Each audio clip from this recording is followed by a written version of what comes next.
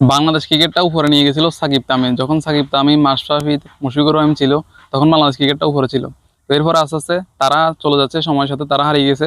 এরপর ক্রিকেটটাও হারিয়ে গেছে, এটা সবাই জানে। তো এরপরে এখন সামনে যে আগামী সাকিব আসবে, আগামী তামিম আসবে, এটা সবাই ভাবতেছে, সবাই আমরা বারবার আশাই করতেছি। কিন্তু আসলে এটার যে আশাটা পূরণ আর হচ্ছে না। মানে আগামী তামিম, আগামী সাকিব আর আসতেছে না।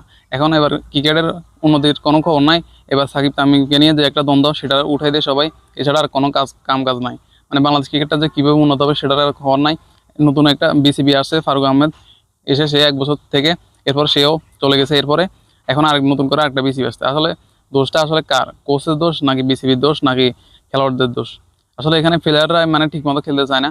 মানে তারা শুধু চায় কি, তারা কোনো রকম টাকা কামাবে আর আস্তে করে আরামাইশ করে দিন কাটাবে, শেষ এটাই। মানে যে ম্যাচ জেতা, যে একটা আনন্দ, একটা আইসিসি টুর্নামেন্ট এনে দেওয়া, দেশকে ক্রিকেট ফ্যানদের যে একটা খুশি করা, এই জিনিসটা তারা চায় না। তো এই সমস্যাটাই এখানে বাংলাদেশ, যে ইন্ডিয়ার সাথে বড় বড় দলের সাথে পারে না, ছোট দলের সাথে এখন পারে না। র্যাঙ্কিংয়ে চলে গেছে 20 নম্বরে। তো আইসিসি র্যাঙ্কিংয়ে এবার কদিন পরে 30 নম্বরে চলে যাবে। তো টানা 2টা সিরিজ আছে টি-20 ম্যাচে।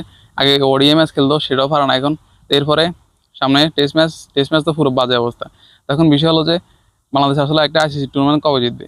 যখন সাকিব তামিম ছিল তখন ইন্ডিয়ার সাথে আমরা ম্যাচ খেলছিলাম, ফাইনালও খেলছি, এশিয়া কাপের ফাইনাল 2-3টা খেলছি। তো সেখানে এই ফাইনাল ম্যাচও হেরে গেছি। তো তখন তারাও একটু চোরামি করছিল আমাদের সাথে। ওই কারণে আমরা একটা আইসিসি টুর্নামেন্ট গড়ে তুলতে আর পারিনি। তো এখন আর পারবো না। বাংলাদেশ ক্রিকেট এখন আস্তে আস্তে নেমে নেমে যাচ্ছে, বয়কট করে দিচ্ছে সবাই। এবং তলানিতে চলে যাচ্ছে, একটা সময় ব্যান্ড হয়ে যাবে এরকমই মনে হচ্ছে। তো দেখা যাক আগামী সাকিব তামিম আসে কি না। তৌহিদে আসছিল, ভাবছিল সবাই আগামী সাকিব তামিম হবে, কিন্তু সেও আর এখন পারে না, সে ডট খেলে। ওদিকে আবার কে, মানে নতুন নতুন খেলোয়াড়টা আসতেছে, ইমন আসতেছে, তারপরে আসলে এটা কেউ পারতেছে না। জাকের আলীকে মাহমুদুল্লাহ বলা হয়, কিন্তু সে আসলে মাহমুদুল্লাহর মতোই দলের সম্মান বাঁচায়, মান সম্মান বাঁচায়।